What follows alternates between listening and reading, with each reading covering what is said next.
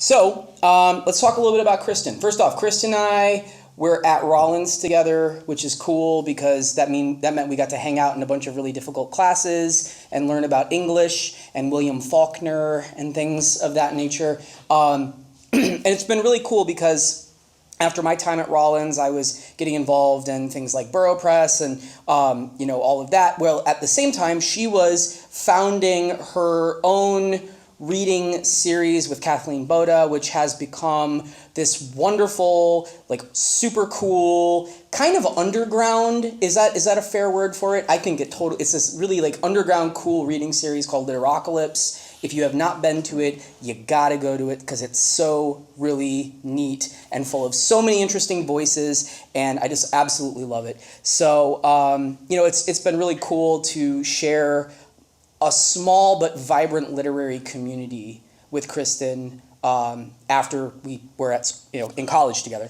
I should tell you a little bit about her work, though, and I'm going to read from her proper biography here.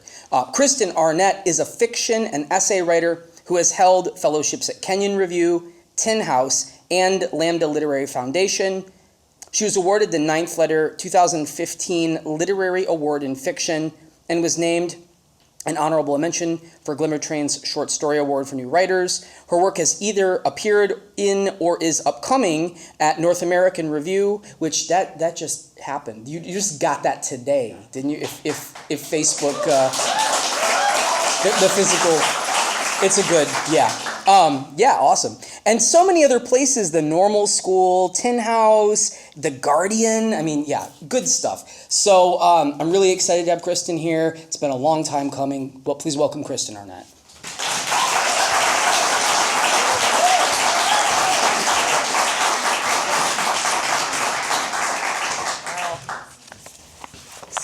Thank you, Jared and Brian. Thank you for having me. You guys throw a kick-ass event. I'm so pleased to be here and honored to read with Matthew, who I already loved as a reader. So when Jared asked me if I would read with him, I was terrified and super excited. So yay, thank you for having me. I'm so happy to be here. What I'm going to read tonight is what I'm calling 2-for-1 Happy Hour. Which just is a cheesy way of saying I'm reading 2 very short stories about going to bars. So, the first one I'm going to read is called A Guy Walks Into a Bar. A guy walks into a bar and it's nearly time to walk back out of the bar again. There's a blue and red neon beer sign blinking overhead on the wall, like a strobe light, like a dance floor if this was the kind of bar where guys danced. 3 people are at the bar, and the guy who walked in knows all of them, his ex-girlfriend, her new boyfriend, and the bartender. The bartender's name's Sam, and the bartender doesn't smoke cigarettes because his wife's pregnant, and she said secondhand smoke could harm the baby. This is the kind of bar where guys walk in and still smoke cigarettes, where a guy walks in smoking a cigarette, finishes a second cigarette, and then lights another cigarette on their way back out of the bar. A guy walks into a bar and he's on his second cigarette, which is nearly burnt down to its nubbly yellow filter. He stubs it out in the clear glass ashtray, which is full of other guys' cigarette butts. The guy who walked into the bar only has 1 cigarette left, which is fine, because the guy who walked into the bar will only need 1 more cigarette ever. The guy who walked into the bar nods at his ex-girlfriend, who's named Tammy.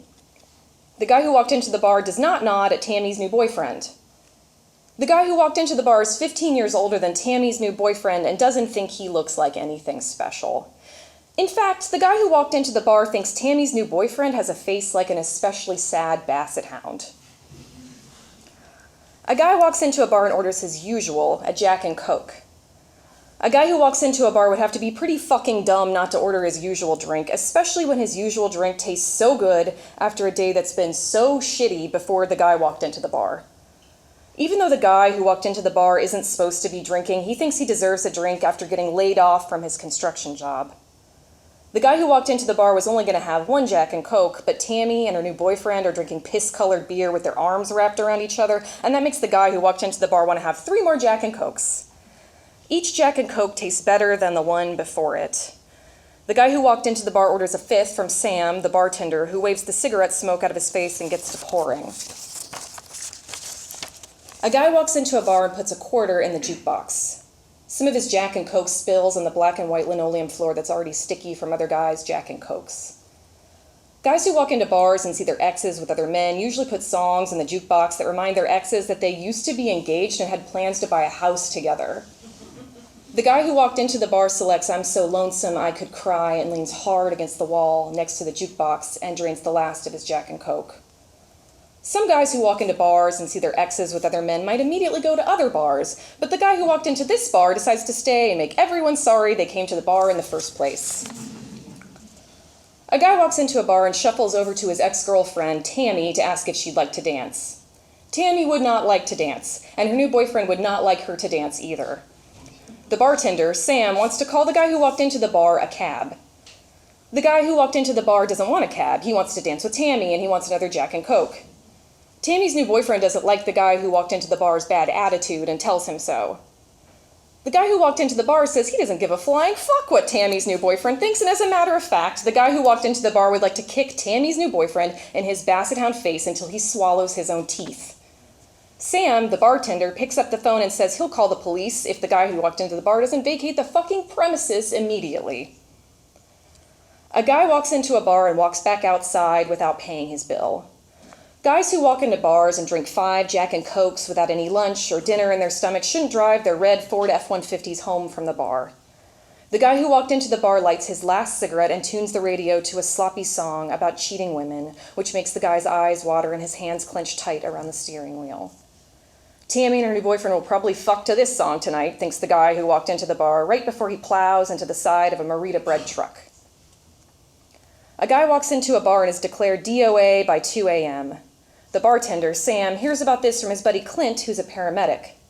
The guy's cigarette was still lit, says Clint, who shakes his head and takes another drag from his own cigarette. Sam drives home very late, down the same roads as the guy who walked into the bar, and sees pieces of the Ford F-150 littering the side of the highway. Everything in his own house is dark, like the guy who walked into the bar's house, thinks Sam. He lies down beside his pregnant wife, who asks him to please bathe because he smells like cigarettes. Before he showers, he presses his mouth to his wife's stomach to kiss the unborn baby and tell him a joke. "Stop me if you've already heard this one," he says.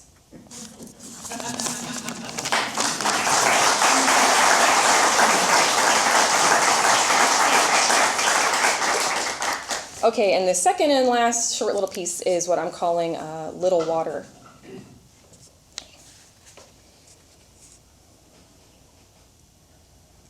When we left the house last night, we were flush with cash. Flush is the operative. You're flush and then you flushed it. Flushing reminds us of toilets because liquefying your assets makes them permeable and turns them to wastewater. Our mother told us not to think of the money as liquid, that if we thought of it as liquid, we'd let it slip through our fingers. It was money for our future selves, money that we wouldn't ever see again. Don't waste your retirement money, honey. If you water it, it'll grow. We don't want to say she was right, but after a few hours out with us, the money absolutely dried up. It steadily dripped through a hole in our purse, dispersing until it completely evaporated. It wasn't all selfish. We made it rain on the bar tabs of every friend we made that night, and we made a lot of friends. We don't know what the word is for when we've drunk up all of the money. What's the word for when we've had money and it turned liquid, something wet slid across a beer-drenched countertop? Wet like forgetting to pull down our underwear when we used the restroom at the grocery store on the way home from that bar, when we drunkenly soaked through the panel at the center, urine blossoming yellow flowers across pale pink cotton. Enough wet on the tile floor the management asks us to leave in a tone that says, "We are going to call the cops, you dumb bitch." It was in our best interest to get out of the house that's not even ours. It's a house we'd moved back into from our crummy apartment, a house we'd grown up in, a house where we still sleep in our nubbly rainbow bright sheets and stare at glow-in-the-dark stars pressed to the popcorn ceiling, stars patterned like big and little dippers. Our mother owns the house, and the bedroom, and the sheets, and the popcorn ceiling. We've never owned a house. We'll never own a house. Allowances for breaking open a 401k include what's called an extreme hardship. An extreme hardship is defined through yes or no statements in an online form. Someone reads our paperwork and decides via 4 sentences whether we qualify for money that was ours to begin with. They tax the retirement funds up to 40% of our take. That's a glass half empty scenario.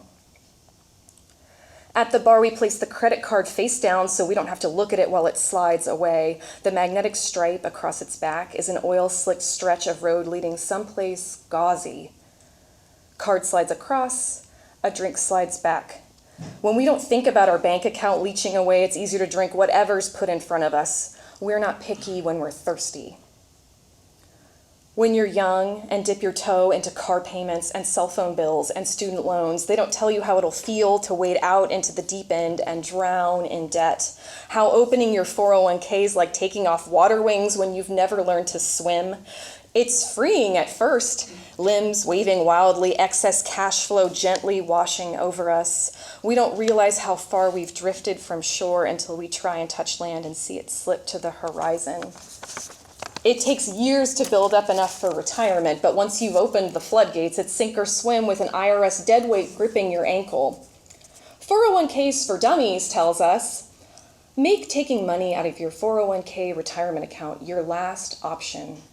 Remember that a $10,000 withdrawal at age 35 will result in a loss of more than $210,000 by age 65, assuming a 9% investment return. When we'd had jobs, handing over retirement percentages from our paycheck felt a little like drinking skim milk.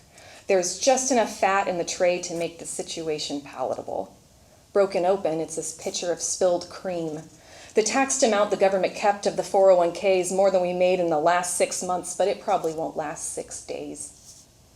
When it was whole, that retirement money was like a quivering oasis out in the desert. We're always parched from stress, mouth sticky gum, tongues coated white, gritty teeth full of sand. We might be dehydrated, but we'd rather have another beer instead because nobody talks to a glass of water. Girls we meet in bars are the kind we avoid other places because they remind us of looking in funhouse mirrors. Same sallow skin, corkscrewed mouths ringed with peeling lipstick, fingers pruned from clutching countless bottles of Yingling. Sunlit, we escape each other like cockroaches scurrying under a fridge, but in the yeasty beer mist, we're cloaked in a fog that clouds the room like a muggy shower. Everyone's damp and dewy-eyed. After our drinks, up from the bar stool, across the beer slick floor, into the first bathroom stall available. We don't throw up because we bought those beers and it's wasteful. We can't control our bladders, though. Once the seal's broken, we release like a punctured waterbed. Every part of us is numb, our legs rubbery and disconnected from our torsos. When we wash our hands, rusty mess runs from the tap like the pipe's been stabbed. Our gaze meets the mirror to find other moist eyes just like ours. Thirsty girls know where to congregate, loose-limbed, spitty-wounded mouths ready to drink us up. Clammy hands trembling, we chart the waters. It's a wet that slides inside easily, lubricated, slick enough to suck a fist whole. We need it wet enough it won't hurt, drenched we can forget until next time. Out of the bathroom and back to the bar, but then out of the bar and into that same grocery store and into that bathroom and then back to our car. We take off our wet underwear and throw it in the back seat to leave a stain the shape of Florida. How'd we get home? We eat the leftovers from the fridge and don't remember we left our credit card at the bar, stuffed under 2 copies of a damp receipt, unsigned. When we fall asleep, it's with 1 foot on the floor to stop the bed from washing away. Surfacing in the morning, we'll breathe like it's through a damp wool sweater. Don't look at the sun peeking through the window blinds, slicing open our pupils until we bury ourselves back under our rainbow-bright bed sheets. Don't listen for our mothers tapping past our doorways, breath rank with stale coffee as they bend over to smooth our sweaty necks. Don't look at our purse, sprawled half open on the floor, inside strewn out like vomit. Our bank accounts are bloody holes from pulled teeth. But if we have to, we'll snatch out another molar, wash off our tongues in the sink. Everything we spit turns pink and red. There's not enough water in the world to flush it completely clean. Thank you.